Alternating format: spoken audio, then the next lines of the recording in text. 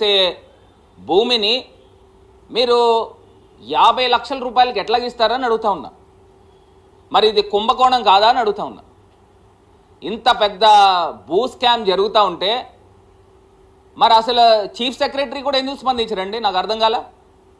అసలు స్పందించాల్సిన అవసరం ఉందా లేదా అని అడుగుతా ఉన్నా. ఇప్పుడు అసలు ఈ కుంభకోణం ఏంటి, అసలు ఏ రకంగా ఇది జరిగిందనేది ఒక్కసారి మనం దీంట్లో పిక్చర్లోకి వెళ్దాం. అదేవిధంగా 99 పైసలకి భూమి ఇచ్చేయడం ఏంటండి? నాకు అర్థం కాల. అసలు 99 పైసలకి ఎక్కడ ఇడ్లీ అయినా వస్తుందా, లేదా కనీసం కాఫీ అయినా వస్తుందా, లేదా టీ అయినా వస్తుందా? అసలు 99 పైసలకి వేల కోట్ల రూపాయలు విలువ చేసే భూమిని ఏ రకంగా దారాదత్తం చేస్తారు? అంటే ప్రైవేటు వ్యక్తులకి ప్రభుత్వ భూమి ఏ రకంగా దారాదత్తం చేస్తారని అడుగుతున్నా. నేను ఇవాళ కొన్ని పాయింట్స్ క్లియర్గా నేను చెప్పాలనుకుంటున్నానండి. ఇప్పుడు కేంద్ర ప్రభుత్వ సంస్థలైన ఎల్ఐసి కానీ, లేకపోతే ఆర్బీఐ కానీ, ఎస్బీఐ కానీ, విజయ బ్యాంక్ కానీ, కెనరా బ్యాంక్ కానీ, హట్కో కానీ, గెయిల్ కానీ, యూనియన్ బ్యాంక్ కానీ, లేకపోతే ఇండియా బ్యాంక్ కానీ, స్టేట్ బ్యాంక్ ఆఫ్ ఇండియా కానీ, లేకపోతే ఆయిల్ కార్పొరేషన్ సంబంధించిన ప్రభుత్వ సంస్థలు, మరి ఇవన్నిటికి మీరు అక్కడ విశాఖపట్నంలో కానీ, ఆంధ్ర రాష్ట్రంలో కానీ, లేకపోతే మీరు అమరావతి ప్రాంతంలో కానీ మీరు ఎకరా సుమారుగా 4 కోట్ల రూపాయలు చొప్పున రేట్ ఖరారు చేస్తే ఊరు పేరు లేని ఈ ఒక ప్రైవేట్ సంస్థ ఓర్సా అంట, ఆ ప్రైవేట్ సంస్థ గురించి కూడా మాట్లాడదాం. ఆ ఓర్సాకి వేల కోట్ల రూపాయలు విలువ చేసేది మీరు ఎకరం 50 లక్షల రూపాయలకి ఏ బేసిస్లో ఇస్తారని అడుగుతున్నా. ఇక్కడ కేంద్ర ప్రభుత్వ సంస్థలైన వీటికి మీరు ఎకరం 4 కోట్ల రూపాయలు చొప్పున కేటాయిస్తే ఊరు పేరు లేని ఈ యొక్క ప్రైవేట్ కంపెనీలకి ఏ రకంగా దారాదత్తం చేస్తారు? ఇది మీ బినామీలకు ఇచ్చినట్టు కాదా?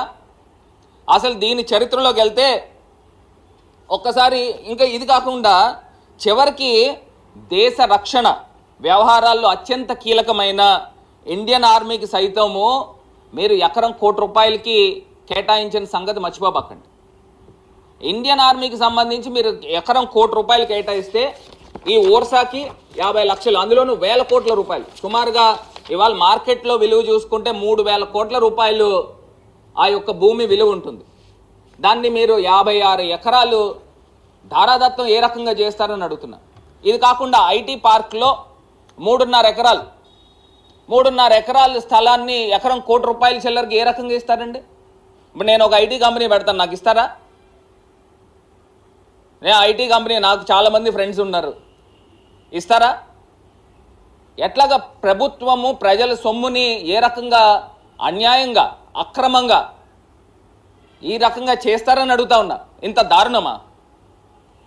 అసలు ఇప్పుడు దీని యొక్క వివరాల్లోకి వెళ్తేనండి, ఈ నారా లోకేష్ గారు అసలు ఈ ఓర్సా కంపెనీ ఎప్పుడు స్థాపించబడింది, దీనికి నారా లోకేష్ గారు ఎప్పుడు అమెరికా వెళ్ళాడు, ఈ ప్రమోటర్స్ ఎవరు, దీని గురించి కూడా ఒక్కసారి మాట్లాడదాం.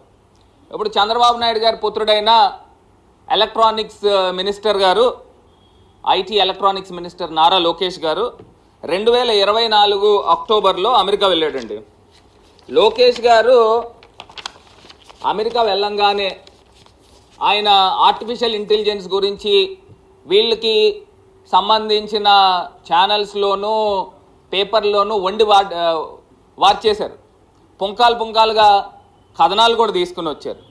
ఇక్కడ నేను చెప్పాలనుకున్న అంశం ఏంటంటే, అసలు ఈ ప్రమోటర్స్ ఎవరైతే ఈ ఓర్సాకు సంబంధించిన వ్యక్తులు ఉన్నారో, ఎవరు ఇందులో డైరెక్టర్స్, కౌశిక్ పెందుర్తి ఎవరండి, ఈ సతీష్ అబ్బారి ఎవరు, వీళ్ళకున్న ట్రాక్ రికార్డు గురించి కూడా ఒకసారి మాట్లాడదాం. ఫస్ట్ ఈ లోకేష్ గారిది కంప్లీట్ చేద్దాం. ఇప్పుడు ఈయన అమెరికా వెళ్ళాడు. అమెరికా వెళ్ళిన తర్వాత ఇన్ని వేల కోట్ల రూపాయలు చెప్తున్న ఈ యొక్క ఓర్సా క్లస్టర్ ప్రైవేట్ కంపెనీకి సరిగ్గా 2 నెలల క్రితం 2025 ఫిబ్రవరి 12వ తారీఖున ప్రారంభం అవడం ఏంటి? ఇందులో ఏదైతే ఈ యొక్క డైరెక్టర్లు ఉన్నారో ఈ డైరెక్టర్లు 2024 సెప్టెంబర్ 27 సెప్టెంబర్ 2024న ఇది రిజిస్టర్ అయింది. దీనికి అనుబంధం అని చెప్పుకుంటున్న సంస్థగా ఇండియా ఓర్సా క్లస్టర్ ప్రైవేట్ లిమిటెడ్. ఈ సంస్థ 19 ఫిబ్రవరి 2025లో రిజిస్టర్ అయింది. దీనికి ఇవన్నీ కూడా ఏంటంటే లోకేష్ గారేమో అక్టోబర్లో ఆయన అమెరికా వెళ్తాడు. ఆయన వెళ్ళిన నెల రోజులు తర్వాత వీళ్ళకి ఒక కంపెనీ ప్రారంభం అవుతుంది. ఈ కంపెనీ ప్రారంభం అయ్యి ఈ కంపెనీకి వేల కోట్ల రూపాయలు భూమి దారాదత్తం చేస్తారు. వెంటనే ఇక్కడ హైదరాబాద్లో ఒక అపార్ట్మెంట్లో ఒక ఆఫీస్ కిందన హైదరాబాద్లో ఒక ఆఫీస్ చూపిస్తున్నారు. అక్కడ అమెరికాలో చూస్తే అక్కడ ఒక ఇల్లుని ఆఫీస్ కింద చూపించే కార్యక్రమం. మరి ఇవన్నీ కూడా మోసం చేయడం కాదా అని అడుగుతా ఉన్నా. ఇంత దారుణంగా ఇంత నిస్సిగ్గుగా వ్యవహారం చేస్తూ మరి ఇంత దారుణమైన అంశం గురించి ఎందుకు ఈ ప్రభుత్వ పెద్దలు మాట్లాడట్లేదని అడుగుతున్నా. దీని నుంచి స్పందించాలి కదండి. ఏ బేసిస్లో ఈ భూముల్ని అన్యాక్రాంతం చేస్తారు? ఇది కాకుండా ఇప్పుడు మనకు అందరికీ కూడా గుర్తుండే ఉంటుంది, ఉమ్మడి రాష్ట్రంలో నారా చంద్రబాబు నాయుడు గారు ముఖ్యమంత్రి కింద ఉన్నప్పుడు ఆయన దిగిపోతూ అపధర్మ ముఖ్యమంత్రి కింద ఉన్నారు. అపధర్మ ముఖ్యమంత్రి కింద ఉన్నప్పుడు ఆయనకు అత్యంత సన్నిహితుడైన బిల్లీరావు గారికి శంషాబాద్లో 400 ఎకరాలు భూమిని ఏ రకంగా కొట్టేసే కార్యక్రమం చేశారని అడుగుతున్నారు. దీని తర్వాత అప్పుడు రాజశేఖర రెడ్డి గారు మళ్ళీ ముఖ్యమంత్రి అయిన తర్వాత ఇదేదో పెద్ద భారీ కుంభకోణంలో ఉంది.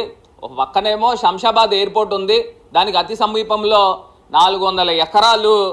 మరి వీళ్ళు ఏ రకంగా అంటే ఈ 400 ఎకరాలు భూమిని ఐఎంజీ భారత్కు 400 ఎకరాల భూమిని ఏ రకంగా కేటాయిస్తారని అడుగుతున్నారు. అంటే దీని తర్వాత హైకోర్టులోనూ ఏ రకంగా జ్యుడిషియల్లో ఏ రకంగా భూమిని మరి న్యాయస్థానం కాపాడిందో ఇవాళ ప్రజలు ఎవ్వరూ కూడా మర్చిపోలే. ఇంత అన్యాయంగా ఇంత అక్రమంగా మరి భూములు కొట్టేసే కార్యక్రమం చేస్తూ ఉంటే ప్రభుత్వ పెద్దలు మరి మాట్లాడాలి. ఖచ్చితంగా మేము డిమాండ్